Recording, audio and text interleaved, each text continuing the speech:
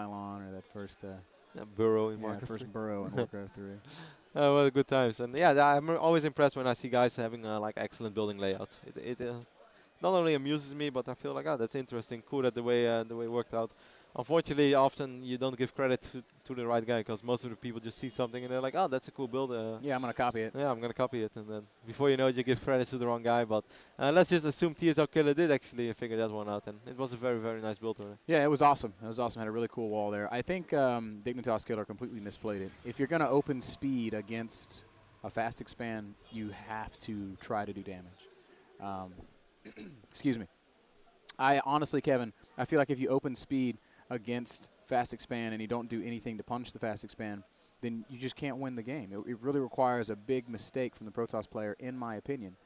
It's just there's playing from kind of behind, and there's playing from way behind, as we saw there. And really, at no point in the game did Killer have a significant economic lead. You know, what a Zerg player wants to do is he wants to get 20 or 30 drones ahead and then just recycle units. But I think it was even more important that Killer got that third base so easy than he got his natural easy. I mean, getting your natural that quick and getting those couple of extra probes out, okay, that's really nice, that's going to help. But he actually got his third base when he barely had one Colossus, he didn't have thermal lens, and he literally had like 3 gateway units standing over there. I feel if Killer would have actually thrown in like 2 more additional rotations of Zerglings, and instead of trying to break through those 3 gates and the cannon, if he would have actually like used a couple of links to come from behind, and that means that the Colossus cannot just stand there and kill everything, but that means that the Colossus is actually going to have to run and move.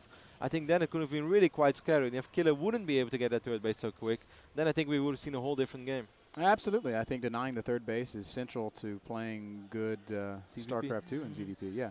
Or good ZVP in StarCraft 2, I should say. But, you know, at the exact same time, I don't know, man.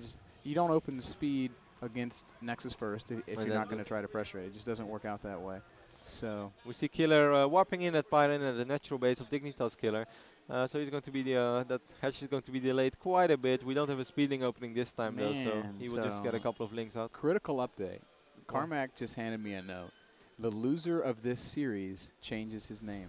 Yeah, that's I've been talking with Dignitas Killer about that, but I didn't know if he was actually serious about it or not. But at Gamescom we were talking about this as well, and we said they should have a best of 5, and the loser has to change his nickname. And they said like, yeah, we will do that, but obviously it never happened. You know, it's one of those things that people always say they do. And now before the series, Dignitas Killer said as well, he's like, yeah, loser changed his nickname, and I started to giggle because I realized that he was referring to Gamescom, but I didn't know he was actually serious about it. I asked him as well. I'm like, what would you do if you lose?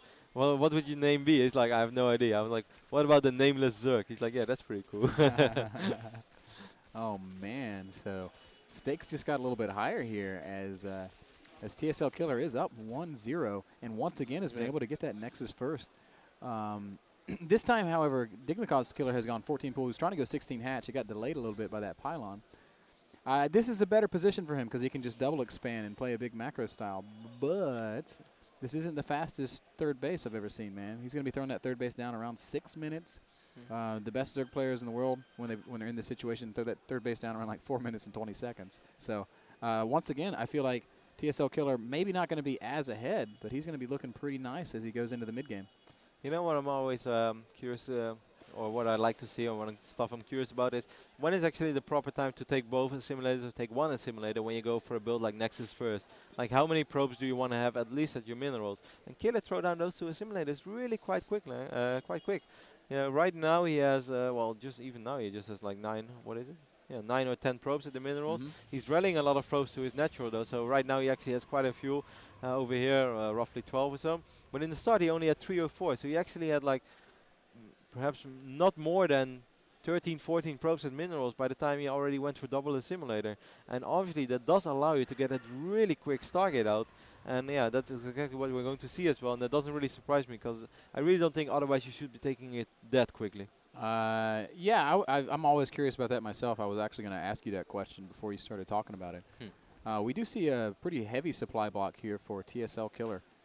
He's been on 36 supply for quite some time, now throwing down 2 pylons. So a little bit sloppy at this stage of the game. It does allow the Zerg player, Dignitas Killer, to overtake him in supply, actually. Man, you really confused me right now because Dignitas Killer was actually supply cap, and then he did make an overlord, and you said he he threw down 2 pylons, and I was like, ah, you're wrong. But then I looked at TSLKiller, and he was a supply capped as well. So what the hell, man? How's anybody supposed to be able to cast this? Killer versus killer, man. It's Both. nonsense. And both are supply capping each other. So, anyways, gonna be. Oh no, Void Ray this time. I don't actually like that choice by TSLKiller. I think opening Void Ray is really, really a big risk. And it's kind of outdated. But then again, he took that second assimilator, or like he took both assimilators so quick that I really do feel that he wants to do something like that. And I can only imagine that he thinks he's going to be able to achieve something with these rays. Actually, just one ray. Then it's going to be a Phoenix. If we take a look at that third hatchery, it's going to be up in time. So in worst case scenario, Dignitas killer, I mean, could always throw down a spore crawler or two. So I agree with you, Ben. I just don't think the Void Ray is worth it. I think you will be able to achieve the same amount with just a few Phoenix. Yeah. Because this Void Ray is never ever going to kill the hatchery anymore. No. Those days are over, man. Absolutely never deny that third. It's going to be connected to the third by creep. There's already 3 queens out. No more queens in production, but a couple spores going down. He's actually going to work on these destructible rocks straight away. I guess he realized Dignitas Killer did scout his Void Ray build, and he's like, okay, I know by the time I arrive there's going to be 3-4 queens, and there will be a spore crawler here and there. I probably won't be able to achieve all that much with my Void Ray, and he's going to use it to take out these destructible rocks instead. And that is an interesting decision. Man, I feel like Killer's making a small mistake here. He's already going into roach production. When you play against Stargate style, you should really just drone up to like 90. I feel like that's the best way to play it. But since the Void Ray did not arrive yet, perhaps some Dignitas Killer is aware of the fact that TSLKiller is just using that ray as a safety ray and wants to expand. And in that case, I really think that if TSLKiller would somehow commit to try to get a third base real quickly, that he's actually going to die to this roach pressure. Because if we look at the robots facilities, one robo is up, the second way is halfway wiped in, but the robotics bay is not even halfway done yet. So I actually think that Dignitas Killer can do a lot of damage if he really wants to. Maybe. I really think it comes down to whether or not Sengho tries to expand here. There's a Zergling from Killer that just sees everything. There's the Zergling. And there's a Zergling right outside my base. Yeah, and the Nexus is going to go right down. So in this event, I feel like you're right. With these units out, Killer's going to be in a good position to try and deny this. Oh, he might be able to take on a probe. No, he's not going to be able to take on a probe. That was close, though. And just now he starts droning up. So that is actually a little bit confusing right now because he made just 9 drones at once. Obviously, there's absolutely nothing wrong with that. But normally you want to get those drones out before you want to get the roaches out. Because that means that those drones have been mining for quite a while. Yeah. Now they weren't even there yet. He's got 9 roaches and 6 lings out. That could be, 10 more drones in terms of larva. In terms of cash spin, it could be 15 more drones. And Killer's just gonna let these roaches sit idle in his natural, which I mean. Oh, Muda switch. That's sick, man. That's interesting. A big Muda switch over here by Dignitas Killer, making 11 mutalisk at once. And we do have that single Stargate, but 11 mutas, that's pretty much too late to start making Phoenixes. That's something we've been talking about quite a while as well. Ooh, this Phoenix taking a lot of damage right now. I'm not even sure if TSLKiller saw that. Let's take a look at TSLKiller's point of view right now. Just for a few seconds, yes, he's going to wipe in cannon straight away behind the mineral line. So I think he's pretty much aware of what he's facing. But I like this move a lot by Dignitas Killer, like really, really a lot, man. Yeah. Wait, which Killer? The Zerg player? Yes, I like that move as well. So these mutas are going to hit this natural hard. Oh, the roaches, meanwhile, on the right side of the map. Yeah, they're going to be able to kill this pylon and pressure this base quite a bit. Oh my gosh, this is actually quite nice from Dignitas Killer. Probe's going to fall down. There's no cannons at all in the main base. There's enough mutas here where they can just kill the stalkers, quite frankly. And even at Phoenix. Sometimes there's really no reason to run it off for these mutalisks, but he's going to try to be a bit more mobile. He wants to kill as many probes as possible because he knows that. Oh, that's not a good decision, though. Do not focus the Colossus. Seriously, man. Just why would you do that? Do damage where you can do damage. He's already done a lot of damage. Look at the worker count. Yeah. Bam. He killed 28 probes down. Ouch. 65 drones. Such a smart switch. I really like this because now actually those 9 roaches that TSLKiller scouted all the time really just gave like a roach corruptor impression. Yep. So who can ever blame TSLKiller for not making more Phoenix? Who can ever blame him for making double robo? Like I can blame him, and I'm sure that you can blame him either. So this is actually a really, really smart tech switch by Dignitas Killer, who's once again going to try to take down this Colossus. Really Why wants would to you kill do that Colossus. He's got his heart set on that, man. He just wants to win the game with roaches right now, as it seems. He's making quite a few links as well. 1 or 2 more additional mutalisk are on the way. And here we go. It's everything. Well, not really everything or nothing, because he has a very, very good economy. But these roaches, they have to do some damage, and it looks like they will, Ben. Absolutely they will. The stalkers are going to get just wrecked here, and then after that it's just Colossi. 1 Colossus falls. The second one's going to be microed back. But third base, I think, is pretty forfeit at this point in the game, Kev. Yes, indeed. It's going to be hard to protect that one. We do have one cannon over here in the back.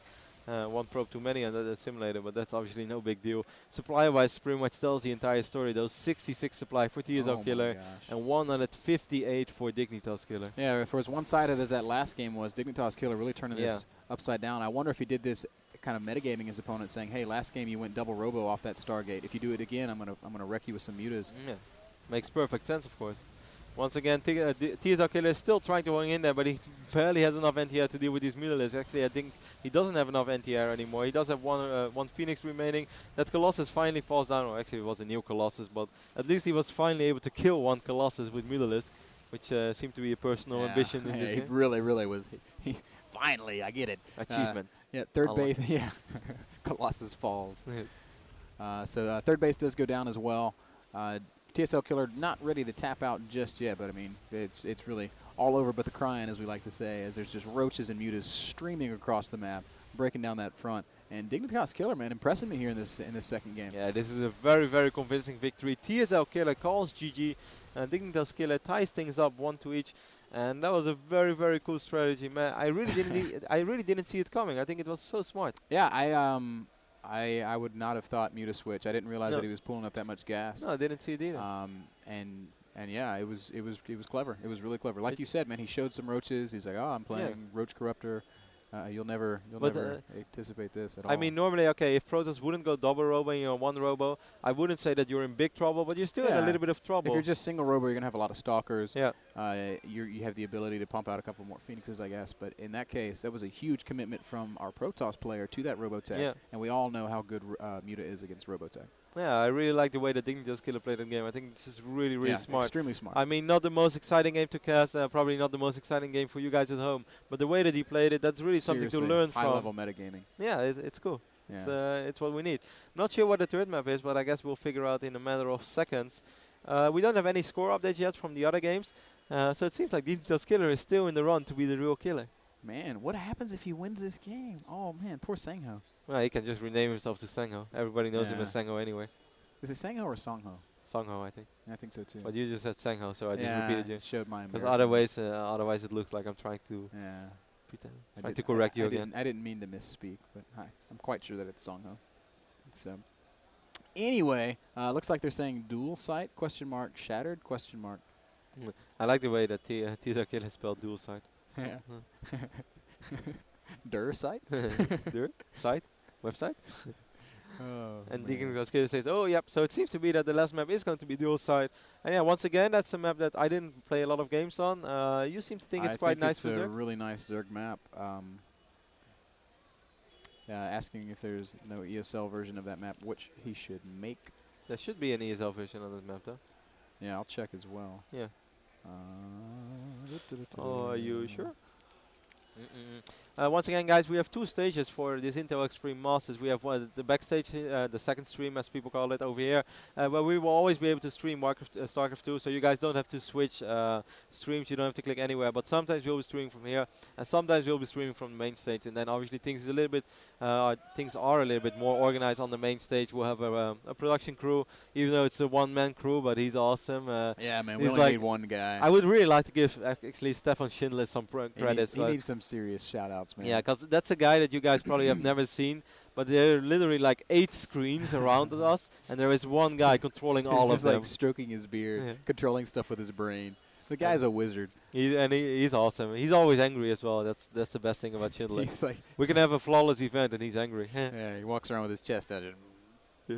He walks around like he walks around like he's happy Zerg, but deep inside. Yeah.